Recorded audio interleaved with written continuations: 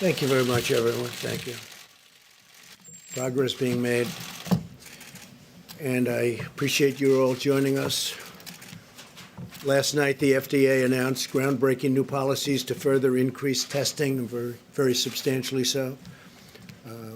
All states can now authorize tests developed and used within their borders in addition to the FDA. So the states are very much involved. They have been involved from the beginning, but we're stepping it up as much as we can, and the testing procedures are going well.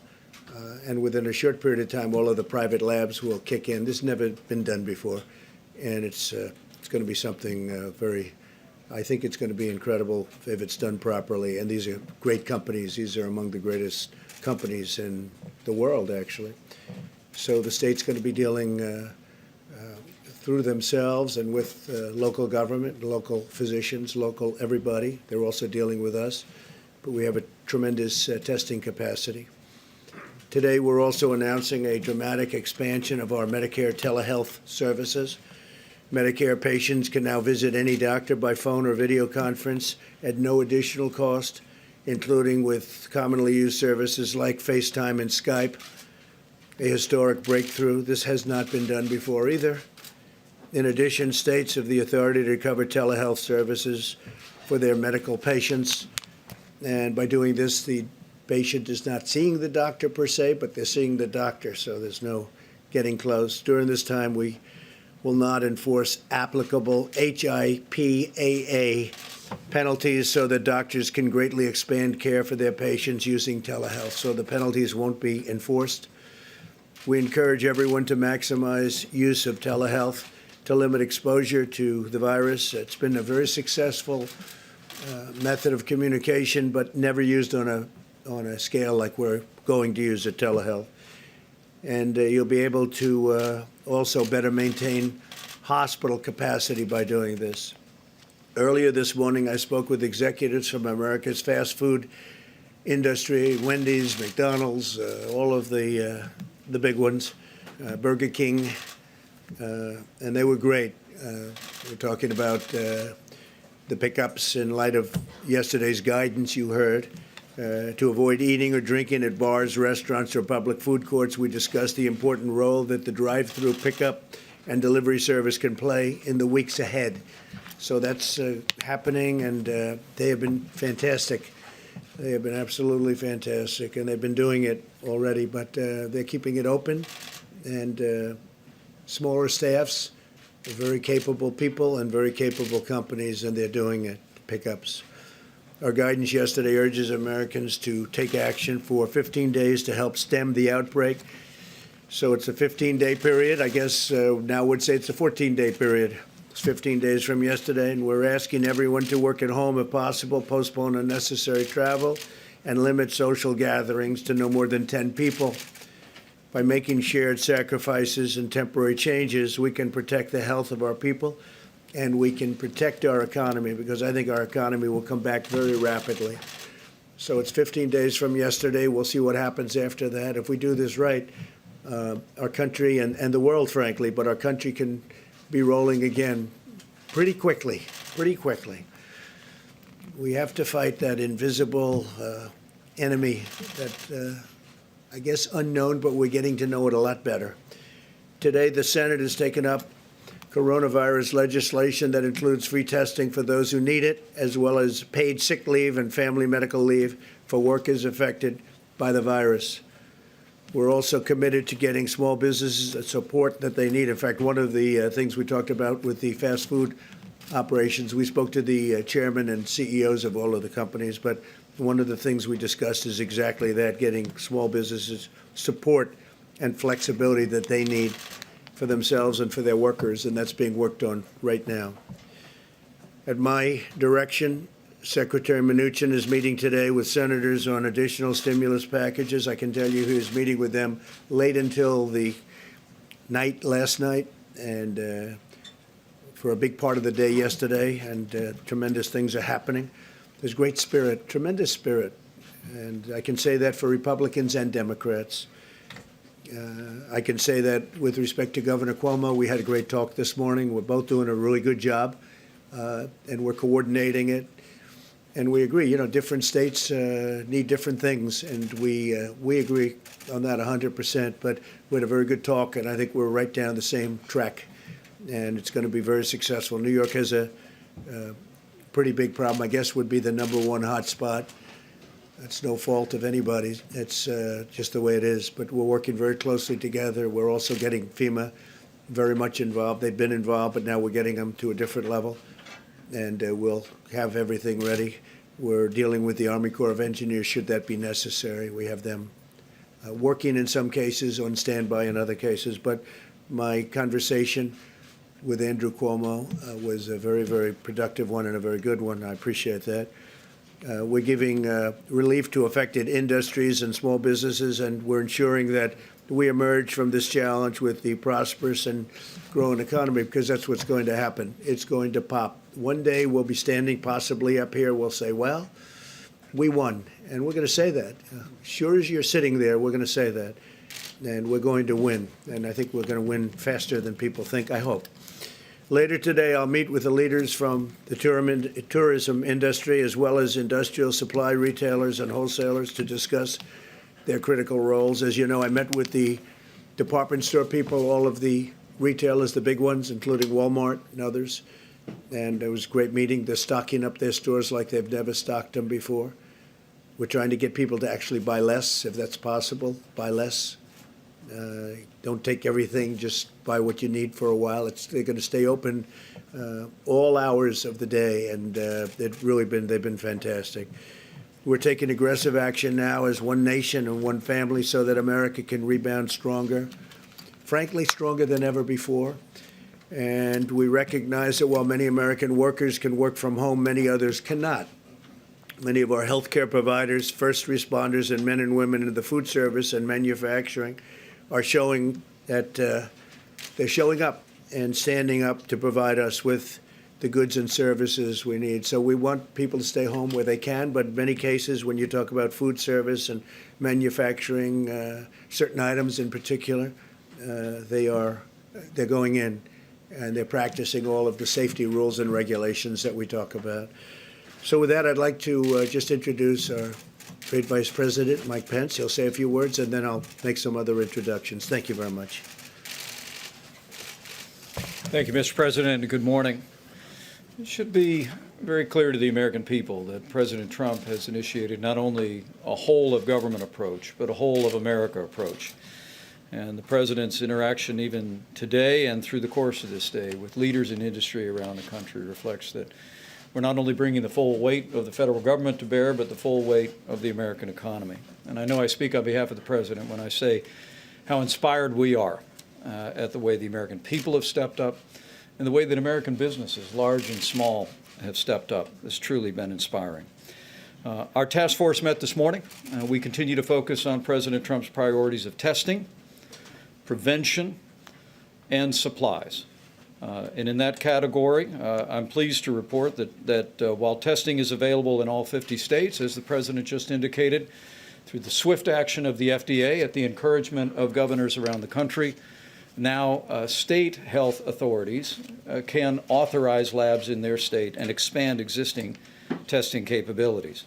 But also in connection with the FDA's action, which you'll hear more about in a moment, we now have continued to expand the public and private partnership that the President forged with vast commercial laboratories around the country, increasing access to the high-volume, high-throughput coronavirus testing that is greatly expanding access even as we speak.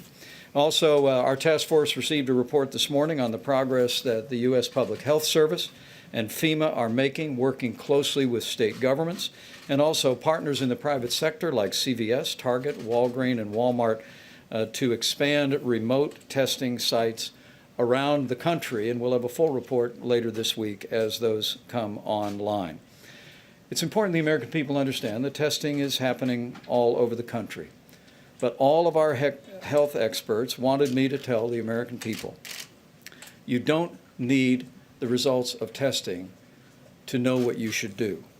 And President Trump's 15-day coronavirus guidelines are advice for every American in every community. They're the result of the best guidance of CDC and our health experts. And as the President said, we continue to urge every American over the next 15 days to put into practice the principles in the President's coronavirus guidelines. By every American practicing these principles, we believe that we can slow the spread of the coronavirus. In fact, our experts have told our task force that if every American acts on the President's coronavirus guidelines, we could see a substantial reduction in the spread of the coronavirus. But as the President said, it will take all of us to do it. And so if you feel sick, stay home. If someone in your house tests positive, keep the entire household home. Especially if you're a person with an underlying health condition, we urge you to stay home and practice social distancing from people. No social gatherings of more than 10 people. Use drive-through, as the President discussed with leaders in the industry today, and every American, especially practicing common sense and good hygiene. For the American people as a whole, the risk of serious illness remains low, but we're asking every American to partner with us in this effort to slow the spread of the virus, and especially to be mindful of seniors or others with serious underlying health conditions for whom the threat of the coronavirus can be very significant and very real. As I said, the President has continued to push our task force to bring a whole of government, a whole of America approach, and we continue to be inspired the way our nation's governors and nation's businesses are responding. We spoke just yesterday with the leaders of every broadcast network in America that will soon be unveiling a public service campaign using CDC guidelines. And specifically, as we work on the issue of supplies, meetings yesterday with Department of Defense officials about excess supplies. The President and I will be meeting today to speak about the supply chain for hospitals. We would make one specific request, and that is we would urge construction companies to donate their inventory of N95 masks to your local hospital and forego additional orders of those industrial masks. Because of what the President asked to be included in legislation moving through the Congress today, those industrial masks that they use on construction sites are perfectly acceptable for healthcare workers to be protected from a respiratory disease. But we're asking construction companies that our President knows very well from his background, we're asking them to donate their N95 masks to their local hospitals and also forego making additional orders. At the President's direction, we will continue to do whatever it takes. We'll continue to marshal the best of the American people, the best of all the people behind me, the people behind them, our state and local officials, and we will get through this, and we will get through this together. Thank you, Mr. President. I want to thank Chad Wolf and Homeland Security. The job they did at the airports was really incredible. They screened thousands and thousands of people. O'Hare got backed up a little bit, but they got him out. But everybody was screened and screened very carefully. They didn't want to rush it. I think it was 13 airports, and it was an incredible thing. Then they had a big surge also from the UK and Ireland, and that went very smoothly. But they did a fantastic job. They worked long hours, and they did a fantastic job. I'd like to introduce Steve Mnuchin, and then I'm going to ask Steve to leave because he's going to the Hill. He's been working very hard with the Senate and with the House on a very, very big, bold package. It's going to be big and it's going to be bold, and the level, again, of enthusiasm to get something done, I don't think I've ever seen anything quite like it. So, Steve Mnuchin, please. Thank you, Mr. President. I'd like to announce some very significant actions that the President has approved today. The first I would say is earlier today, I sent a letter to Fed Chairman Powell approving his request to use 13.3. And what that will do is the Fed will be setting up a special purpose vehicle, which the Treasury will invest $10 billion in from one of our funds. That will enable the Fed to guarantee the purchase of A1, P1 commercial paper going forward. That is a $1 trillion market and is critical to American workers, it's critical to American business, and it's critical to American savers who have a lot of that money in money market funds. So we heard loud and clear there were liquidity issues. This is very significant, and we'll create, I don't think we'll need to use it all, but we have the ability to have the Fed purchase up to $1 trillion of commercial paper as needed. That has already created significant stability in the market today. The second thing I would say is, we've previously talked about deferring IRS payments. The President earlier this morning authorized me to announce this program. I have previously announced we would defer $200 billion. The President suggested we increase that to $300 billion, which we will be doing. Now, let me just be clear on the specifics. We encourage those Americans who can file their taxes to continue to file their taxes on April 15th, because for many Americans, you will get tax refunds, and we don't want you to lose out on those tax refunds. We want you to make sure you get them. Many people do this electronically, which is easy for them and easy for the IRS. If you owe a payment to the IRS, you can defer up to $1 million as an individual. And the reason why we're doing $1 million is that covers lots of pass-throughs and small businesses, and $10 million to corporations, interest-free and penalty-free for 90 days. All you have to do is file your taxes. You'll automatically not get charged interest and penalties. Now, of course, any American has the right to extend their taxes. We're not taking that right, but the President has asked us to go up to $300 billion. That's also an enormous amount of liquidity in the system. The third thing is the President and I worked on a very significant economic stimulus plan. Thank you for being available last night and throughout this morning, and I will be presenting that to the Republicans in the Senate this morning, and also discussing that with the House. We look forward to having bipartisan support. We're now working with the Senate to pass this legislation very quickly, and these will be payments to small businesses. We've talked about loan guarantees to critical industries such as airlines and hotels, and we've also talked about a stimulus package to the American worker. You can think of this as something like business interruption payments for the American workers. Thank you. Do you have any questions for the Secretary of the Treasury? When you say a stimulus package for American workers, do you mean direct payments to Americans, or are you talking about a payroll tax holiday?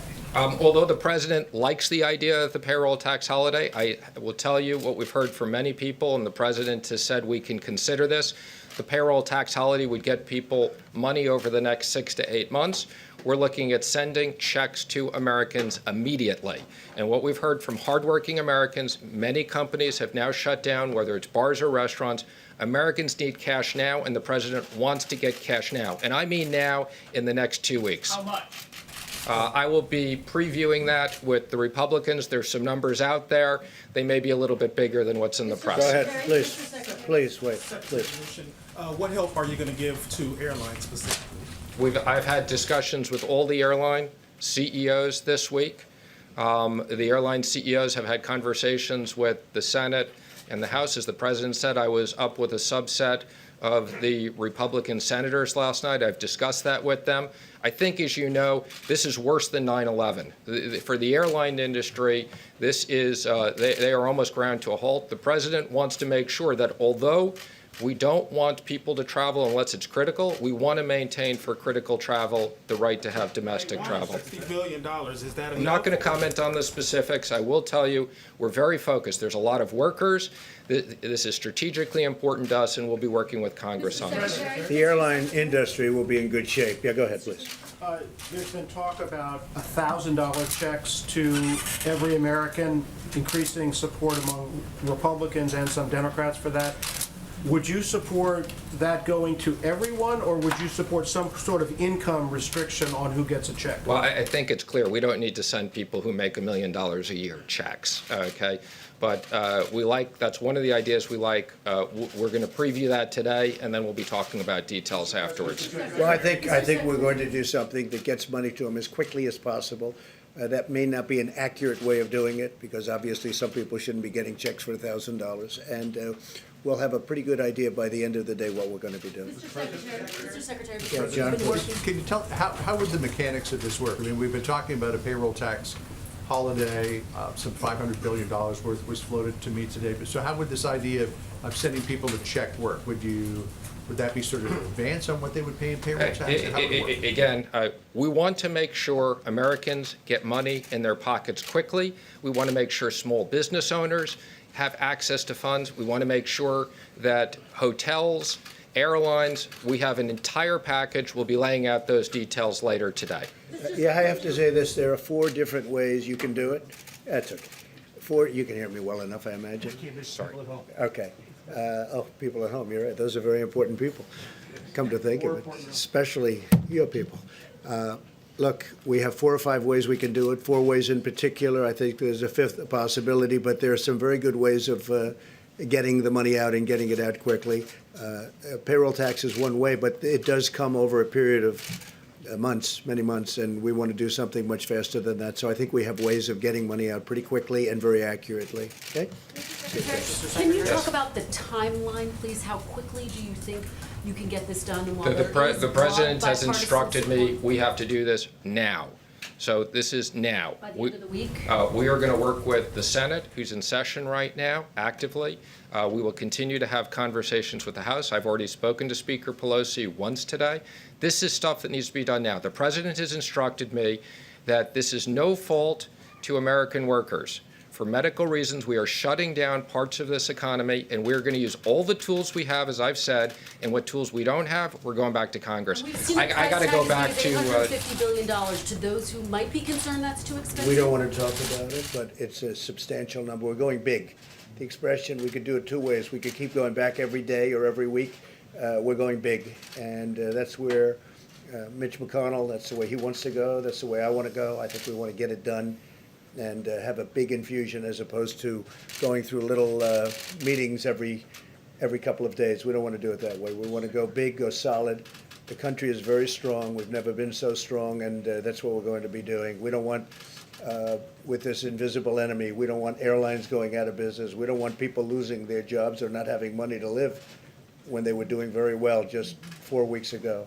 So we're going big, and that's the way it'll be, and that's the way everybody seems to like it on the Hill. Any other questions for Steve? Sorry, in addition to airlines and hotels, you had a call with restaurants today. Was any type of emergency assistance discussed on that call? A lot of restaurants have to close. Even if they are doing delivery, they're not making as much money as they would with a full house. Let me make 2 comments on the restaurants, and the president understands this. This was emphasized this morning. First of all, we want to make sure that the states allow the drive-through portion of these fast foods to stay open, particularly in a time period where we're telling people don't go to restaurants.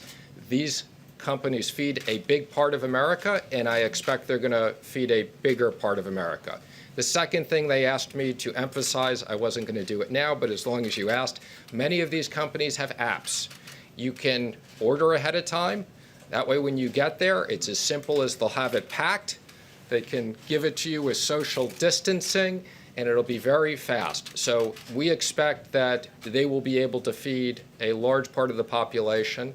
And in regards to support, I will say a lot of these businesses are small businesses, are companies, franchisees, 500 or less, and we have a specific program we'll be unveiling that helps all businesses, small and medium-sized businesses of 500 and less. Secretary, real quick question regarding Marriott Corporation. It announced that it is furloughing thousands of individuals because of the impacts of the coronavirus. Will your legislation help those individuals? I hope so. That's one of the reasons why we got to act very quickly, because we understand whether it's the airlines, hotels, for good reasons to protect the United States on medical issues.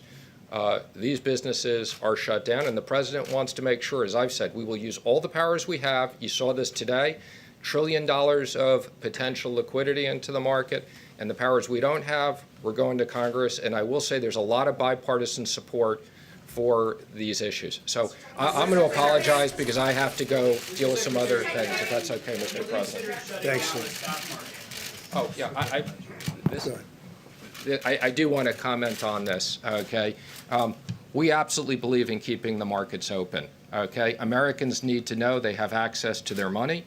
After September 11th, the only reason why the markets were closed was because the technology was disrupted. I've been on the phone with the major banks, with the New York Stock Exchange. Everybody wants to keep it open. We may get to a point where we shorten the hours if that's something they need to do, but Americans should know that we are going to do everything to make sure that they have access to their money at their banks, to the money in their 401ks, and to the money in stocks. So I want to just be very clear, we intend to keep the markets open. And the banks are record-setting strong, so we have that, which is a much different event than what we had not so long ago. John, go ahead, please. Mr. President, you mentioned the Army Corps of Engineers. Right. You've had a conversation with Governor Cuomo. Right. He believes that New York is going to run out of hospital beds. Are you prepared to mobilize the Well, Army we've Corps been asked to. We're- increase capacity? Yes, we're starting to. We're starting the process, and it's a process. We hope it's not going to be necessary, but it could be necessary.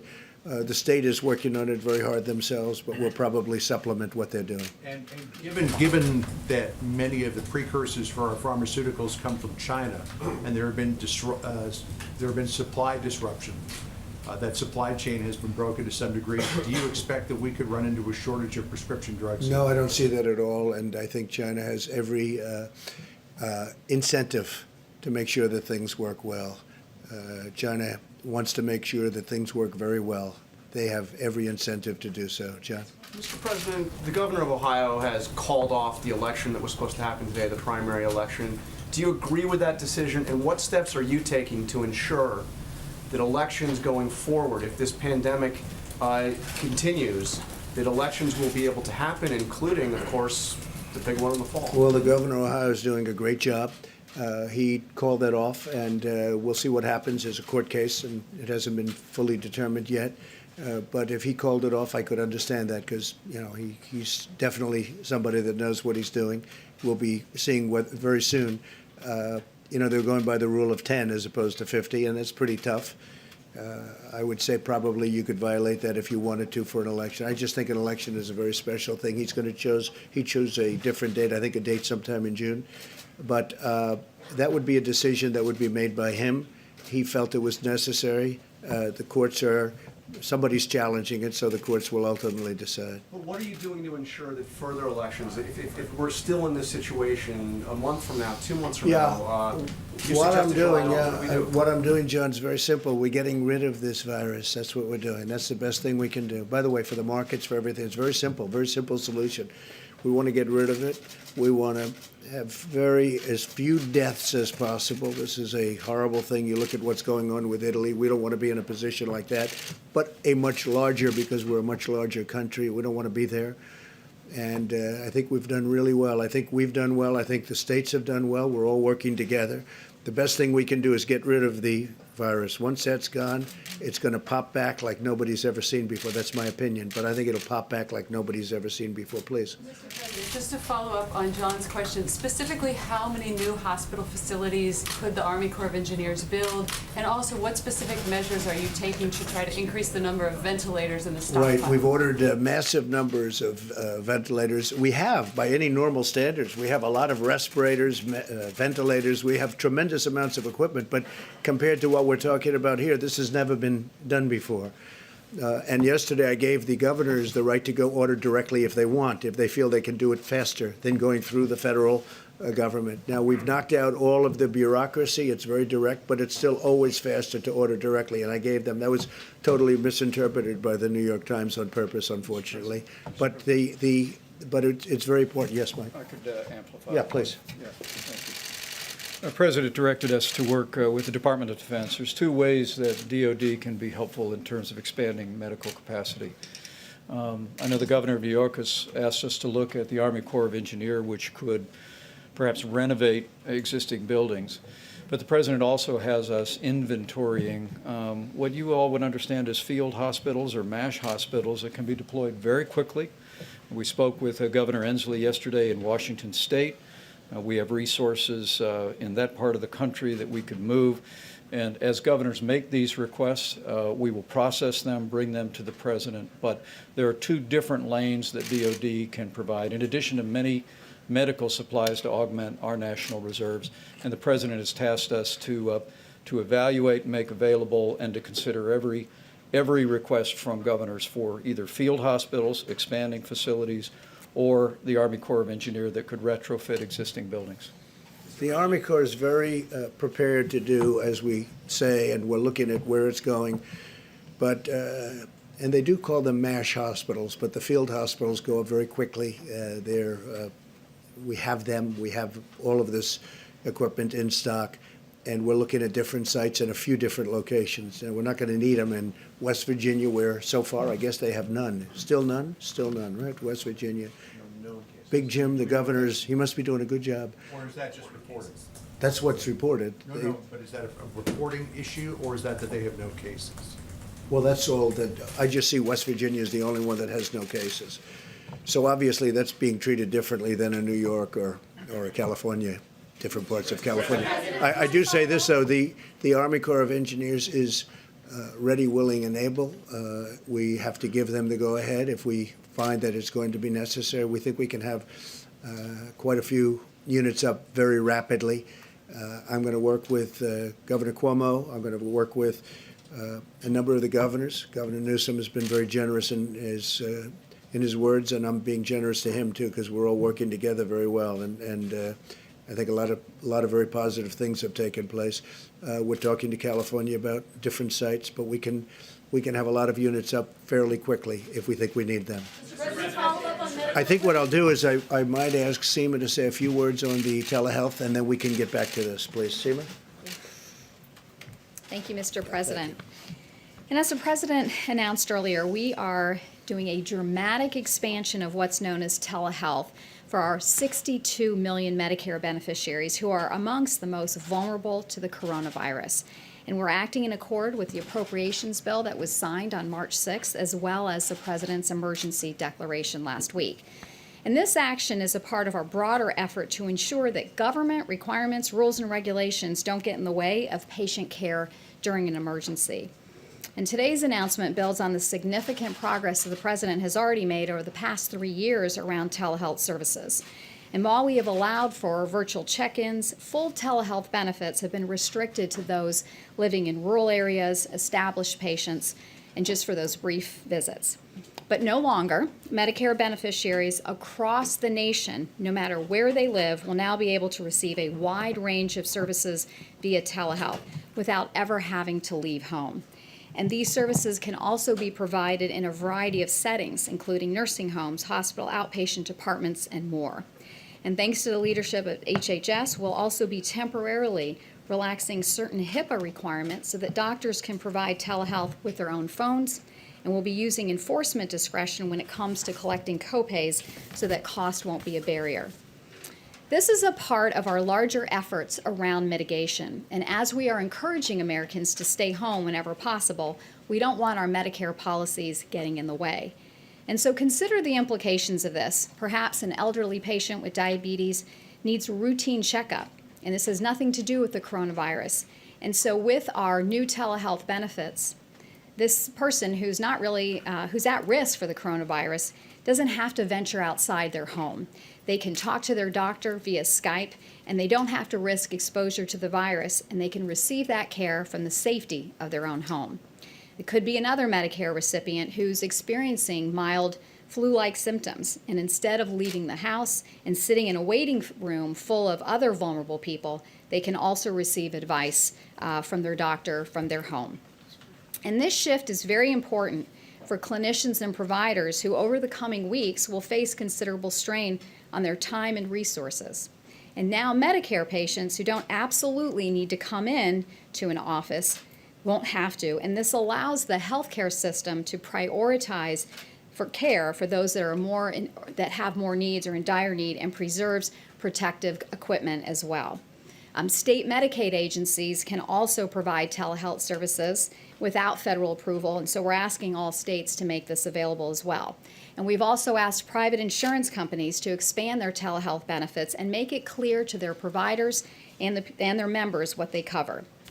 As our nation seeks to balance the twin imperatives of getting Americans the care that they need during this outbreak and limiting the spread of the virus, the impact of this historic action simply cannot be overstated. In an emergency, those on the front line shouldn't have to worry about federal rules and red tape. hamstringing them when they need flexibility above all else. And we're doing everything in our power to make sure that that doesn't happen. I also just want to briefly mention that because of the President's emergency declaration, we do have the ability to provide a lot of Medicaid waivers, and Florida was the first state to be approved. We were able to do that in a matter of days. Thank you. Any questions, please? Where do senior citizens go for instructions on how to do the telehealth? They should call their doctor's office, and their doctor's office can tell them how to do that.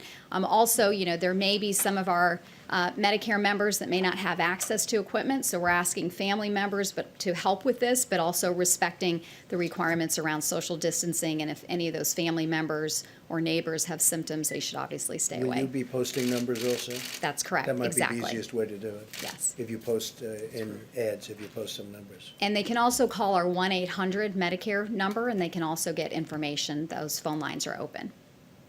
Thank you. Thank you very much.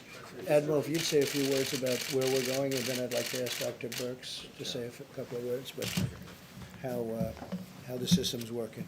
Well, thank you very much. As we talked about earlier this week, the commercial system is rapidly advancing in the testing capabilities. As of today, our public health laboratories, meaning the CDC and the public health labs, have reported out 31,878 tests, so almost 32,000 tests. The clinical laboratories, the Association of Clinical Laboratories, have reported out about 27,000 tests, and most importantly, of those 27,000 during the cumulative period of time, 8,200 of them were yesterday. This is showing the dramatic ramp as the high throughput comes in. We don't have the numbers this morning from the American Hospital Association, which means all the individual hospital laboratories.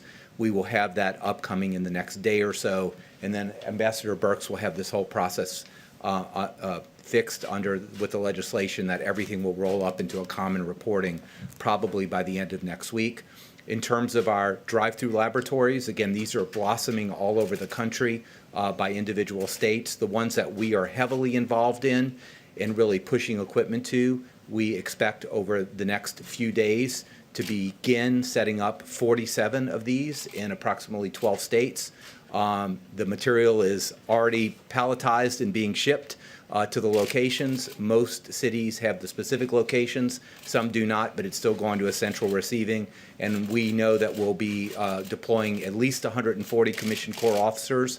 About half of the sites have reported their requirements. About 140 officers will be going. We expect that to go up. So this is going on the way we expected. We did a trial site yesterday with a full mobile unit for drive-through with full PPE. We had a lot of kinks in the system, as you can expect. That's why we do a test before we go out into the field. Don't expect these to be 100% perfect the moment they come. They're going to be adapted to the state and the local situation, but we're very confident that these will add testing to the already very robust healthcare system and commercial system. Thank you, Mr. President. Thank you very much. Thank you, Admiral. And this has never been done before, and it sets a great roadmap for future. Should we have something like this in the future? I hope we don't. But it's never been done before, and they've done an incredible job. And again, we're working with the states and relying on the states. We have to, because they have, it's point of sale, it's point of sight, and we're in, I think, just about every instance getting along really well with the states. If I could, Dr. Birx, if you could say a couple of words, please. Great, thank you. Thank you, Mr. President.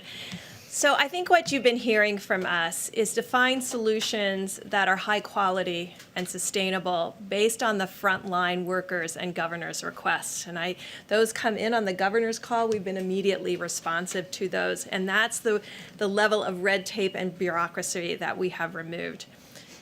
I think that point about sustainability and quality is very important because, as the president says, we're creating a roadmap for a different level of functionality for future pandemics. Our flu pandemic preparedness plan was a plan. Now we're seeing where we have to revise, where we have to create new avenues of research, new avenues of work to really ensure that the need of the American people can be reached. We were adamant about having a high-quality test based on our commercial vendors. Over the next few months, you will begin to see that other tests that were utilized around the world were not of the same quality, resulting in false positives and potentially false negatives. These tests were studied and studied by the FDA to really ensure that they are that level of quality, and we've given the states the permission to ensure that same level of quality. Now, I want to just say 1 minute on the testing. Testing should not be used as an assessment of your risk. We are asking every single American, no matter what your generation, from Z and up to X and millennials in between, to really ensure that you're following these guidelines. We hear every night of people who are not in work, moving that time into bars and other areas of large gatherings. If we continue with that process, we will fail in containing this virus. So every single generation has a role to play. We're asking our older generation to stay in their homes. And we're asking the younger generations to support them in social contacting through videos and other Skype-type functions, or just the simple telephone. We're asking the younger generations to stop going out in public places, to bars and restaurants, and spreading asymptomatic virus onto countertops and knobs and grocery stores and grocery carts. I heard an innovation last night and this morning again on the news. I really want to applaud the private sector who are now creating senior-only shopping times.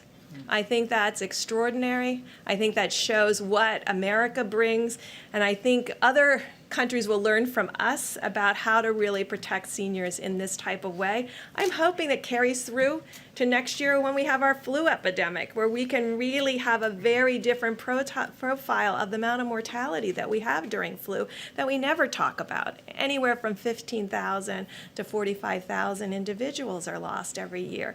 If we learn how to do this well and sustain some of those core changes, we can change the way respiratory viruses, not only for this, but the future, affect Americans. It's a big thing.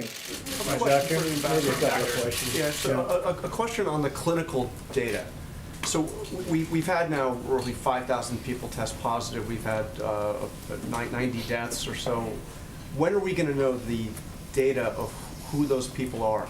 Who has been infected, what the ages are, what the pre-existing conditions are, how serious it was, both for those who have been tested positive, but also those who have died? Well, you are singing my sheet of music. I'm very data-oriented, so thank you for bringing up this issue of data. I really want to applaud HHS. We had a discussion about this several days ago. They've made calls into Seattle and California to really understand that, and also importantly to understand how many of their patients needed ventilators, how many of them needed oxygen support, how many of them needed and what they needed. Could we predict early someone who was going to have a more difficult course? These are all the questions we're asking and answering right now. We did get an early report back from Santa Clara and Seattle. We're digesting it. We just got it this morning. We're looking at that carefully because we think that roadmap is very important to other communities. We have not discussed this with New York yet. We do know from other countries, and that all is available online, that profile. You can see that mortality under 30 is extraordinarily low.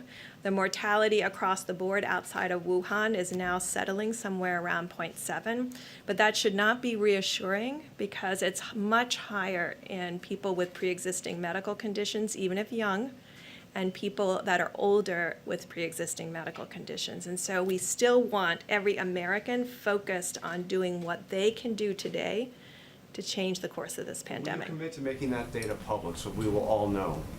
We're committed not only to making it public, but to have a website that everyone can see in real time. Dr. Birx, if I could just follow up.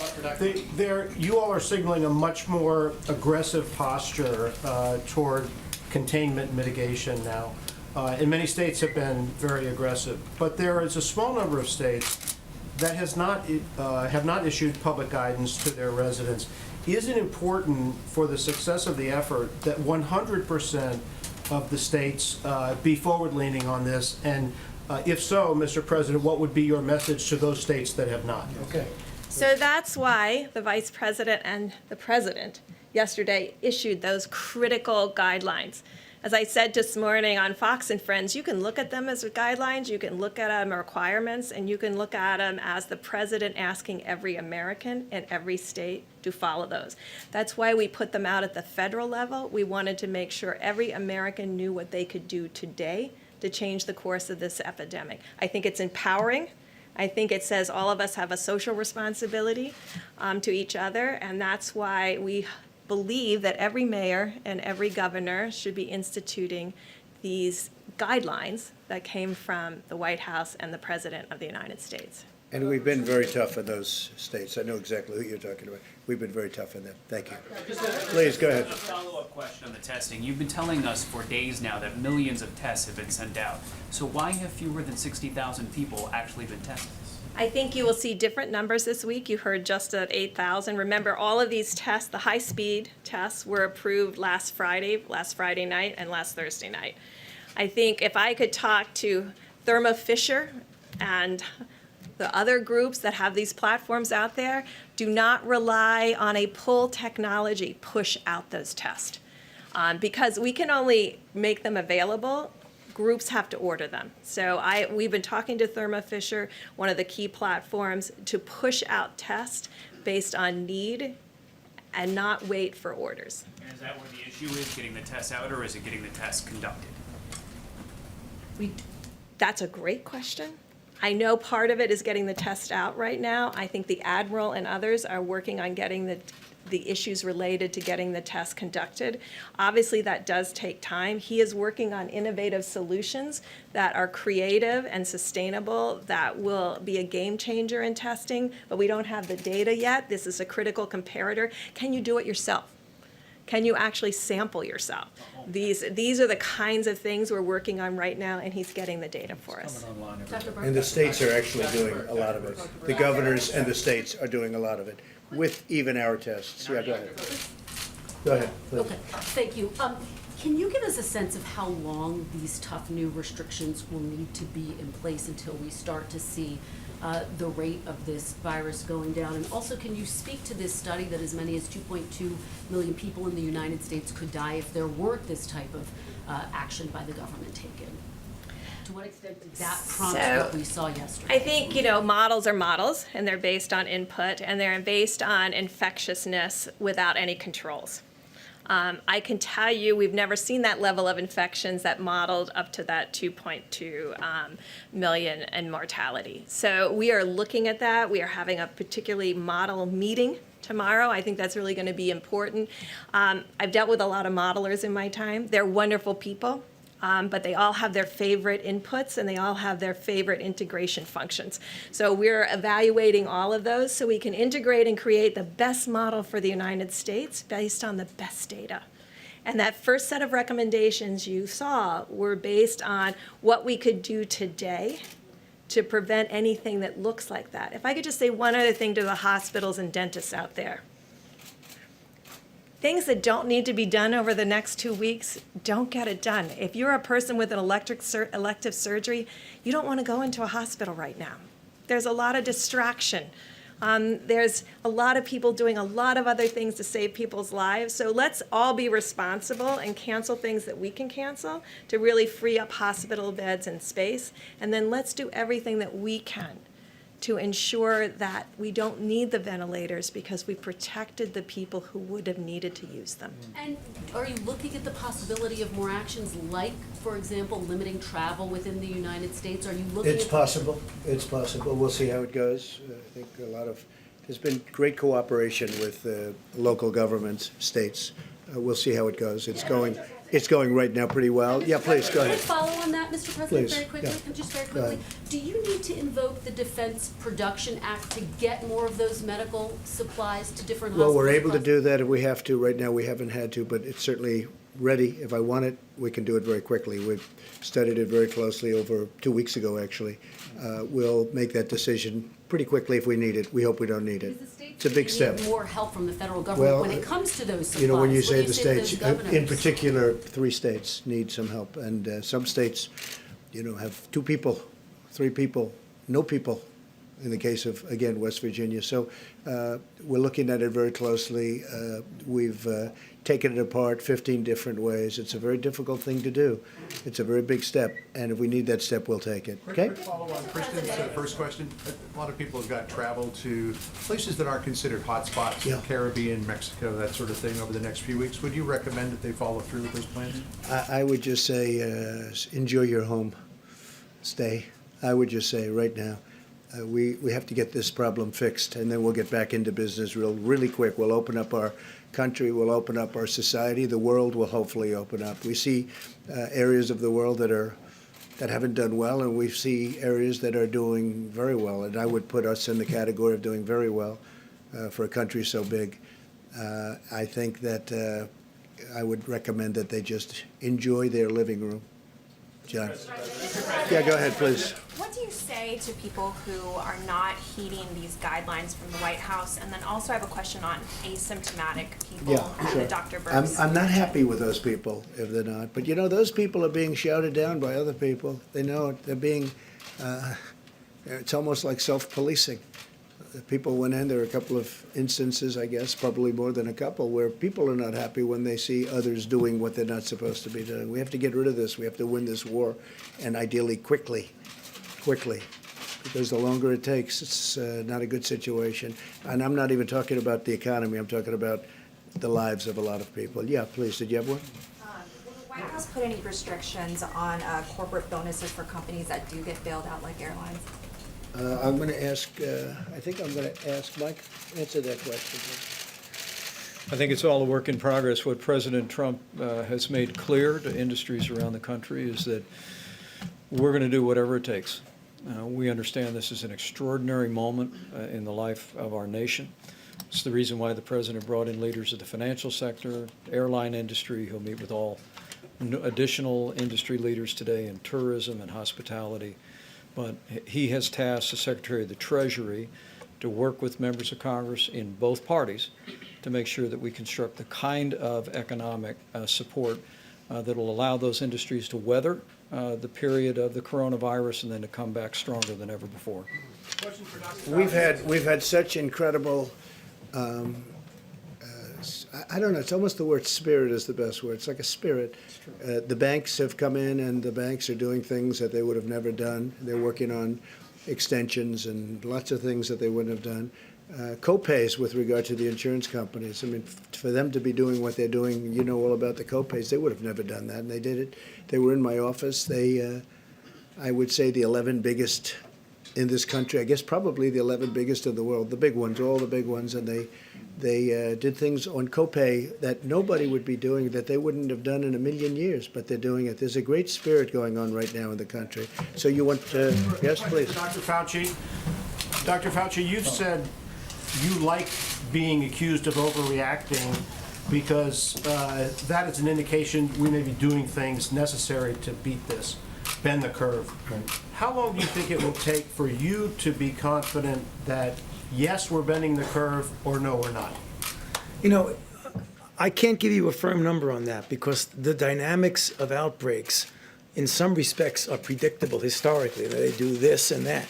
We don't know because this is really unprecedented. I mean, of all the outbreaks that I've been involved with over the last at least 36 years, and then going historically back, we've never had a situation where the mobilization of all the different components, travel restrictions, internal containment, mitigation, financial assistance, public health assistance, testing.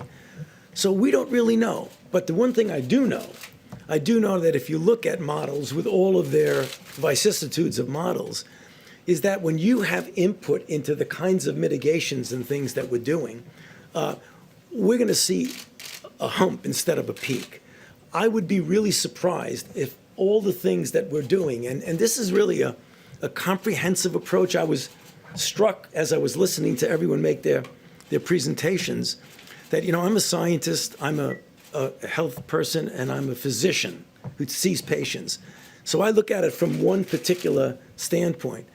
But what I'm being impressed by is that this is really a comprehensive thing that has multiple components to it. All of them got to succeed if we're going to get to that end point that I've described multiple times from this podium. So I hope that if everyone does their job, we're going to be able to give you a number and say, you know, we've seen that inflection and we're coming down. I would hesitate to do it now, to be honest with you, because it might be misleading, and I don't want to be misleading. I just want to say one other thing, because I heard Dr. Burke say it, and I think we need to say it over and over again. When I was young, a long time ago, I felt that I was invulnerable, the way I think many of us feel we're invulnerable. And when we're asking the young people to help us with this mitigation strategy by staying out of the bars, staying out of the restaurants, really trying to distance yourself, don't get the attitude, well, I'm young, I'm invulnerable. You are, well, in some respects, you're certainly less vulnerable than I am. However, what you might inadvertently do, and I know you don't want to do that, you don't want to put your loved ones at risk, particularly the ones who are elderly and the ones who have compromised conditions. We can't do this without the young people cooperating. Please cooperate with us. Thank you. Dr. Fauci, and I'm going to read my notes so I get this right, but there's apparently a new study out of China. It found that the vast majority of cases, 86%, were in untested patients with mild to no symptoms. So what does that say about the impact of testing, and does it mean that testing should actually go beyond the sickest patients? You know, that question keeps coming up, and I'm not going to evade the question, but I want to make a point.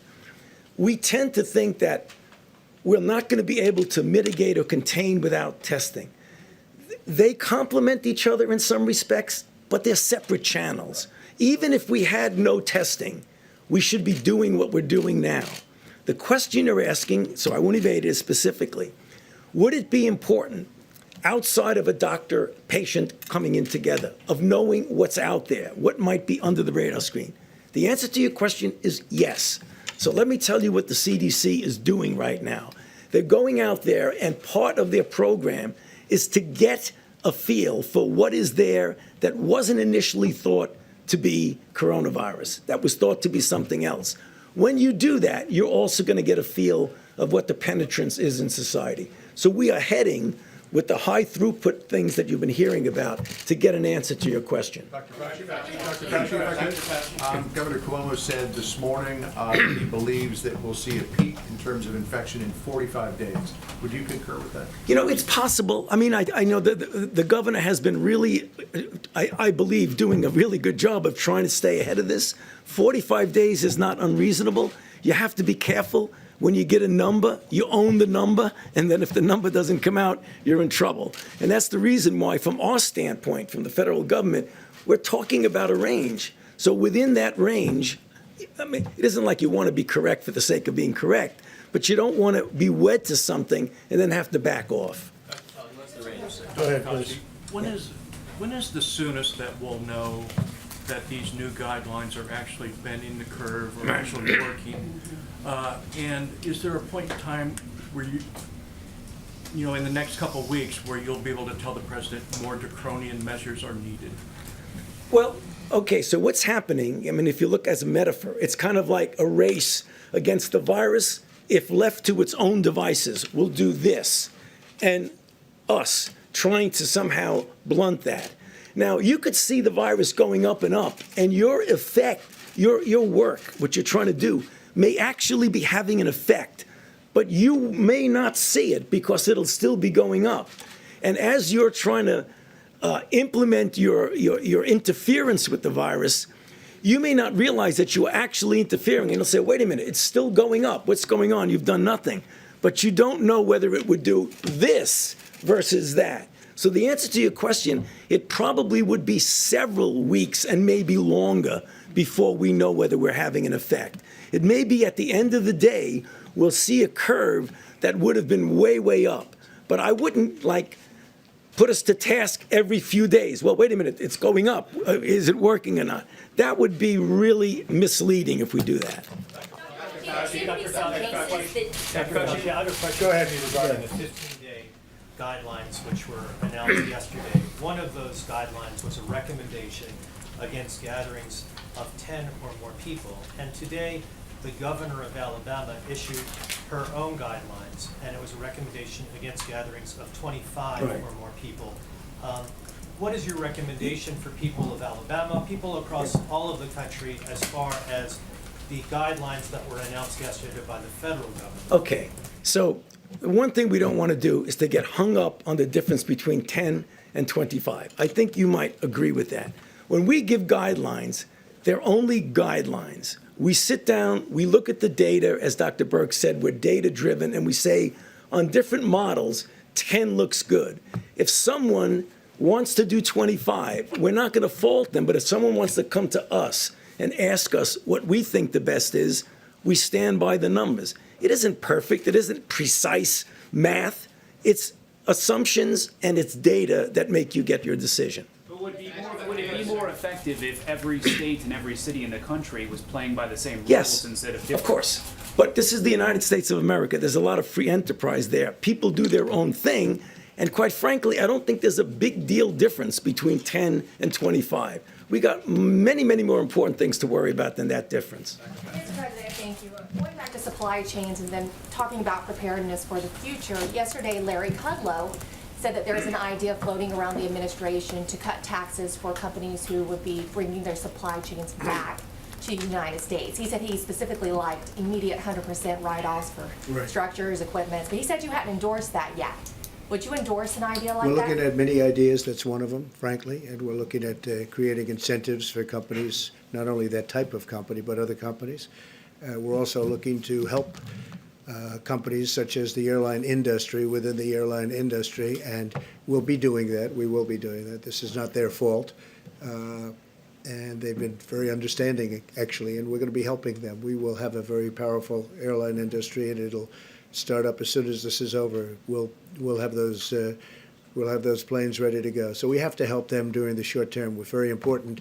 Yeah, please. Thank you, Mr. President. I wanted to know, have you taken a look at some of these models, such as the Imperial College London model, that kind of poses a very difficult choice, whether it's shutting down society or overwhelming the healthcare system? Is that something that We've you looked at take every into model. consideration? We've relied on the very talented people, and there's no better team than the people behind me. And I will say that all of the people that have done those models are all in constant touch with Dr. Birx and Tony and everybody that you've been hearing so much from over the last couple of weeks. We've looked at many different models, and the model we have is we want to save a lot of lives. We want to save a lot of lives. If we get too steep on that curve, you're going to lose a lot of lives, perhaps unnecessarily. Now, we're going to find out. Everything has a risk. We're going to see. But if people do what we're telling them to do, what we're asking them to do, you're going to see the saving of a lot of lives. Now, Boris, in UK yesterday, you saw what happened. It looked like they were going a different way, but then he went a way of similar, I don't know exactly, but I would say we had a conversation yesterday similar to what we're doing. So a lot of people seem to think this is going to be, we are looking to save the maximum number of lives. Everything else is going to come back. A life is never going to come back, but everything else, our economy is going to come roaring back. You're going to know, we're going to know, we're going to all know that day. If somebody was asking about the day, when will you know? When will you know? We're going to know. All of a sudden, we're going to say, wow, that's looking good, that's looking good, that's looking good, and we're going to be on the other side of the curve, and that's a day that we look forward to. Okay? Something, sir, that you saw this week, though, that made you decide that, yes, now is the time to implement these much more stringent social distancing measures? No, I don't think so. This is where we were going. I really think from the beginning, this is where we were going. This is what we had in mind. We're just going step by step. That was the next step, the next logical step. As Dr. Fauci said, and I think very importantly, one of the most important things when you write the history of this was the fact that we closed it down to China and Europe, but in particular China. We closed it down to China, the source, very, very early, very, very early, far earlier than even the great professionals wanted to do. And I think in the end, that's going to be, that will have saved a tremendous number of lives. Follow up, one on the economy and the other on the broader picture here, but just to follow up on my colleague, some people did note that your tone seemed more somber yesterday. You talked about that August timeline. Did you see a projection? Some people thought perhaps that 2 million potentially that could die maybe prompted part of that. Was there a shift in tone?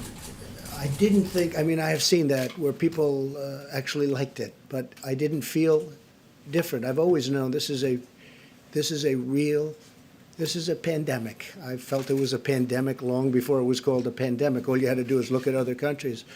I think now it's in almost 120 countries all over the world. No, I've always viewed it as very serious. There was no difference yesterday from days before. I feel the tone is similar, but some people said it wasn't. One of the economy, your former economic advisor said almost 100% chance of a recession. Do you see it that way? It could be. I mean, I don't think in terms of recession. I think in terms of getting it out, because when we're finished with the virus, we will win. We will win. And when that victory takes place, our economy is going to go through the roof. It is so pent up. It is so built up. It is so ready to go in an upward direction. But we have to knock out this enemy. This is a really tough enemy, but we have to knock out all of us. That's all of us. So I don't think in terms of recession, not recession. It's words. We have to knock out this, and we will have an economy. I actually think we'll have an economy like we've never had before. It's all pent up. Did you have something to say, Mike? Yes. Well, I think the question about the actions that the President's authorized, beginning in January, when he took the unprecedented step of suspending all travel from China, the efforts to issue travel advisories for portions of Italy and South Korea, and then to begin screening all the passengers, the efforts regarding suspending travel from Europe and what went into effect at midnight last night, adding the UK and Ireland to that, have all been informed by the experts that are surrounding us. What the President's asked us to do from the very beginning, as Dr. Birx and Dr. Fauci often say, is let's follow the data, bring the President the best options in response to what is actually happening on the ground. But with regard to yesterday's 15-day slow the spread plan, our team unanimously brought to the President these very strong recommendations for every American, because we truly believe we are at a point in this epidemic in our country when we can reduce the number of people that actually are exposed to or contract the coronavirus. But we'll continue to bring the best data, the best evidence, and the best recommendations, frankly, of the best health experts in the world, and the President will continue to make decisions that put the health of America first. In other words, reduce the number of people that die.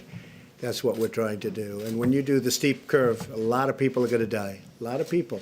You know, the worst ever, they say 1918, and I don't have to go into the numbers, but they were unbelievable numbers. Had they known and had they done what we had now, it would have been a very much different story. It would still be tragic, but it would have been a very much different. But that was the one that people write about. That was an incredible pandemic, like we haven't seen. But we have done something that I hopefully we will all have made the right moves. We're all in this together, including you, and we want to see fair press. And I tell you what, it's been generally speaking, I think it's been a great thing to see. It's been very, very getting along with Democrats, getting along with Republicans, for the Democrats themselves. There's been a lot of spirit. There's been a lot of things happening that I haven't seen happen in the first almost now 3.5 years. It's been very nice to see. That's one of the good things. But what really the good thing is, we have to knock it out. We have to win. And we want to keep that slope as low as possible, because that's a lot of lives in there. Let's go back there. Somebody that didn't get one, please. Go ahead. Mr. President, this has had a huge impact on China's economy as well. Have you received any indication from officials there that they're going to have trouble meeting the purchase agreements, part of the Phase 1 deal, particularly the agricultural buy? Well, they need our product very badly. And no, I haven't received any. We have a good relationship with China. I have not received anything to that. No, we have a signed agreement. They're going to be buying, and they have been buying a lot of product. Yeah, please. Earlier today, Dr. Birx was talking about the possibility of our hospital system being overburdened, overtaxed, and she talked about certain options that are available to the United States if that happens, including VA hospitals, Department of Defense medical treatment facilities, and even hospital ships. At what point do you tap into those options? Well, I'll know the point, and by speaking with Governor Cuomo and other governors, we're going to know the points. It's going to be different for New York than it's going to be from, Iowa, or from Idaho, or from West Virginia, frankly, or for, it's different. New York has got a big problem. State of Washington has a big problem. California has some big problems. Everyone's doing a good job, but we're going to know when it will be, and I believe it'll be more spot than it will be. It's not going to be the whole thing. It's going to be spots. There are some hot spots that are in trouble, big trouble, and there are other areas that are in no trouble at all. They watch it on television. They don't know. It's just not affecting them, and they're lucky. They're lucky, but there are areas of the country that don't have much of a problem, and some that don't have any problem. They're not going to have a problem with hospitals, but some areas like New York, California, state of Washington, they're going to have some difficulty. And when we see that coming, we're going to be in there. We're already making preparation for it. Senator Marco Rubio of Florida, your trade advisor, Peter Navarro, have been recommending an executive order that would ensure that the raw materials for pharmaceuticals and medical devices are manufactured here in the United States.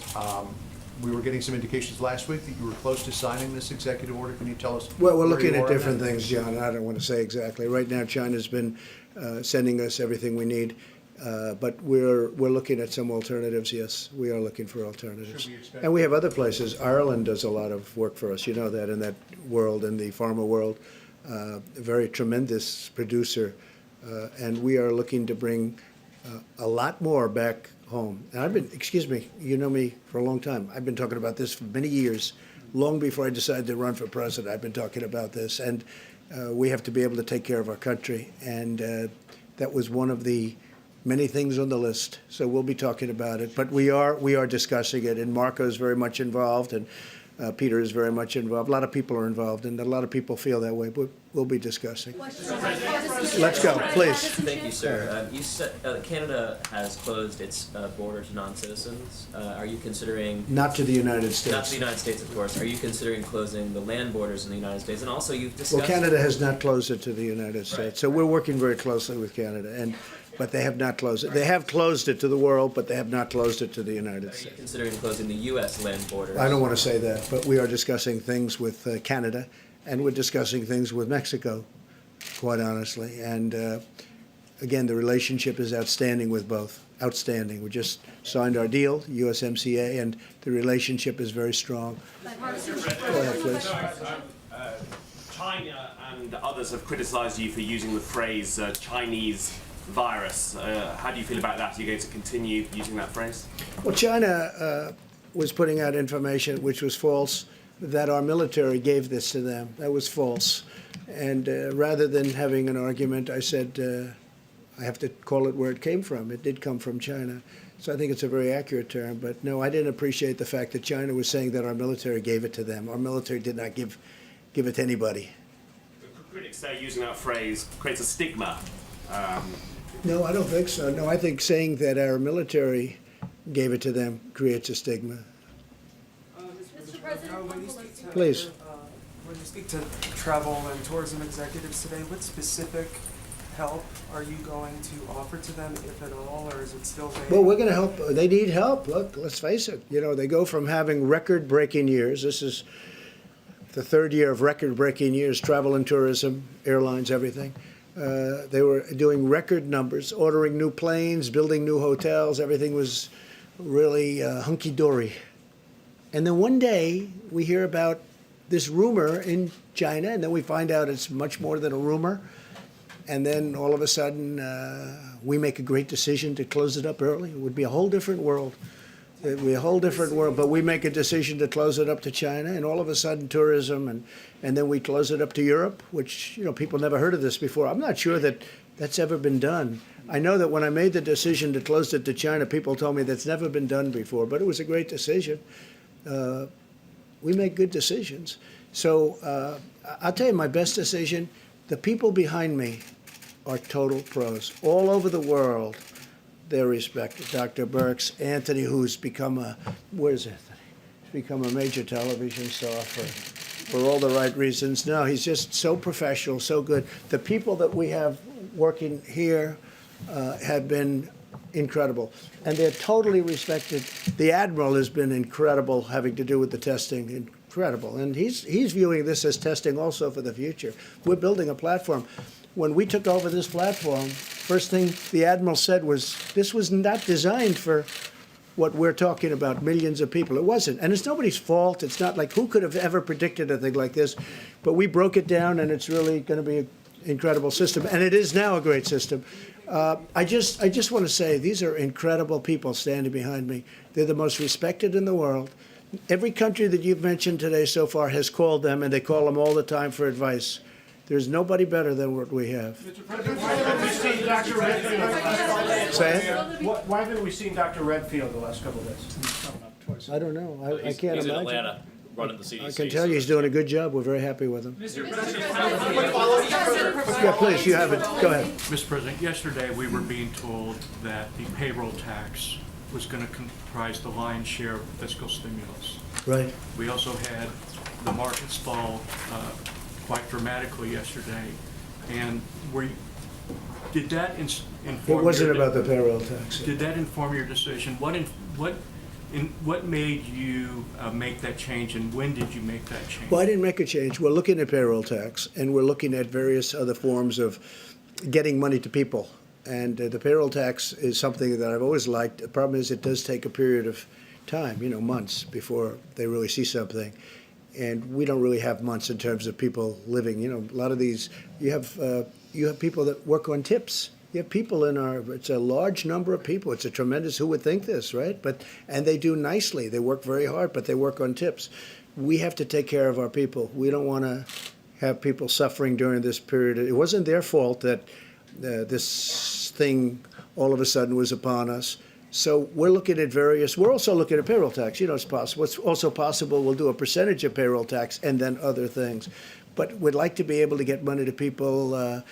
We're very lucky. Our country's doing so well. We can do this, and we can do it easily. But we have to do it. And I have to say, Mitch McConnell, if you look at Mitch and Kevin and the whole group, and it's been incredible how they're reacting, how Congress is reacting, how whether it's the House or Senate, how they're moving. And I'm talking about Democrats and Republicans, but we've had tremendous leadership meetings, and they want to see it done right, and they do want to go big. I think going big is important. I don't think we want to go up there every day with a different idea, a different concept. Oh, gee, let's worry about the airlines. Let's do this one. You have a big problem with the cruise ship industry. It's an industry that was setting all sorts of records 2 months ago. Then all of a sudden, there's nobody on the ships, okay?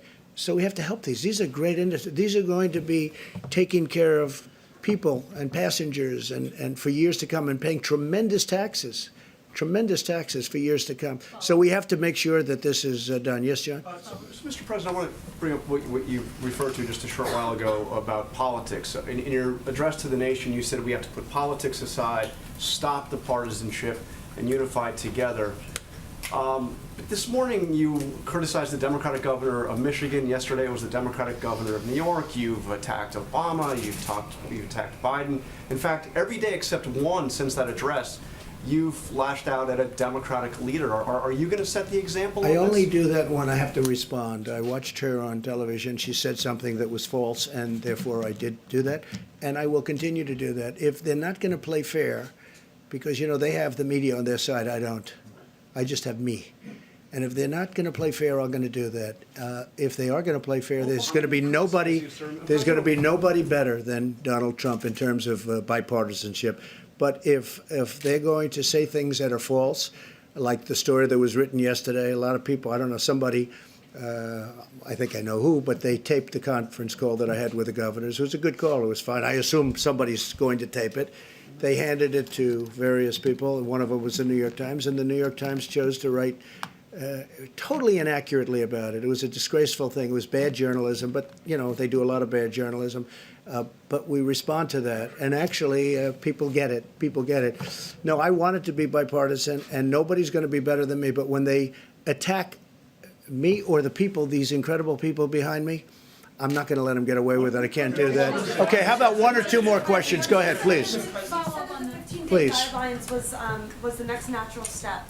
So is the next natural step after that a national lockdown similar to what San Francisco is doing? Well, you can do a national lockdown. Hopefully, we're not going to need that. We think of everything. I mean, we have every idea that you mentioned we've thought of, and, it's a very big step.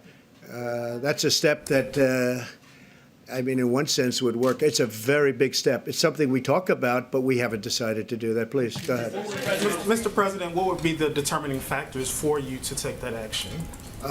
It would have to get to a level. I just don't think it's going to be an action that we're going to take. I don't think I'll talk. But Anthony, all of the people standing behind me would get together in a room, plus some additionals, and we would make a decision. But I don't think that's a step that we're going to be taking. All right, one more question. You didn't have one, did you? Come on. Will the U.S. government provide financial assistance to Boeing and airplane suppliers like GE? We're looking at that. We're certainly looking at Boeing. Boeing got hit hard in many different ways. Boeing never had a problem for years. They were it was unthinkable what happened with respect to Boeing. Unthinkable. Probably, I would consider it the greatest company in the world prior to a year ago. Now they get hit in 15 different ways, and they have different management. I've met the new people running Boeing. I think it's going to be outstanding. But yeah, we have to protect Boeing. We have to absolutely help Boeing. They were doing a job. They were it was coming along well. And then all of a sudden this hits. So obviously when the airlines aren't doing well, Boeing's not going to be doing well. So we'll be helping Boeing, yeah. Can you just respond to something, Mr. President, before you leave, on what John was saying? You've called for people to leave politics out of this. Joe Biden said the World Health Organization offered testing kits that they had available to the United States, and to give it to us now, we refused it. We didn't want to buy them. PolitiFact says the WHO never made that offer. Can you tell us? Well, that's what I heard, and I'm going to let Tony answer that question, or whoever's best at answering that. But I do have to say, when you talk about politics, I watched the debate. Not too exciting, but what they said about me, and we've done a great job. When you talk about not being bipartisan, what they said about me, and if you look at swine flu, the whole thing, and I guess it was 2009, and what they did and the mistakes they've made, they were terrible. They were horrific mistakes. 17,000 people died.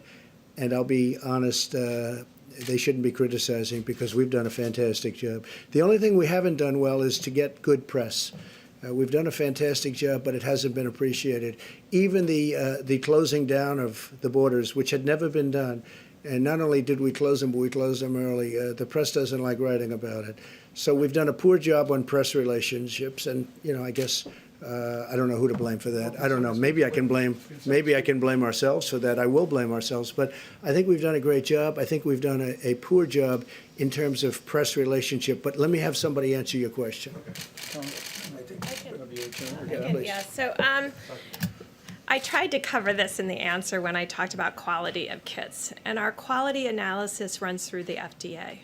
So all of these platforms, we have asked people to submit, and we've asked states to quality control. So, I mean, anybody could submit their test to us. We don't buy tests that haven't been quality controlled, and they show us the data. Either show us the data up front or show us the data after they've been running them. Because quality testing for our American people is paramount to us. It doesn't help to put out a test where 50% or 47% are false positives. Imagine what that would mean to the American people. Imagine their level of concern now and telling people that they're false positive. We take this same approach to HIV. Imagine telling someone they were positive to HIV and they weren't. So that is our bottom line, the customer, the American people first. And so any of these groups can submit their testing kits through our regulatory processes. But without that and without a plan, we are not going to accept tests that have not been studied by us. Good answer. It's a good answer. Would you have something on that? I'm just going to emphasize a little bit more on that. When I became involved in the testing world, I called as senior officials at the WHO as I could find to understand what the situation was. And as far as I can tell from sources that should know, no one ever offered a test that we refused. That's what I heard too.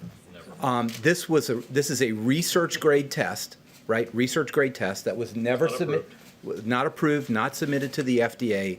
That was supplied in tens of thousands of quantities to 100 countries in the world. Okay, so I think there's a lot that people are saying about this that's just based on rumor and myth. Nothing was offered that we refused. It was a research test that was not approved. And again, there was a small number that we have greatly surpassed in a very short period of time. So number one, nothing was offered. Number two, it was a bad test. Otherwise, it was wonderful. Listen, thank you very much. No, he made a mistake. I assume that he'll apologize. He made a mistake. Thank you all very much. Thank you. We'll be back.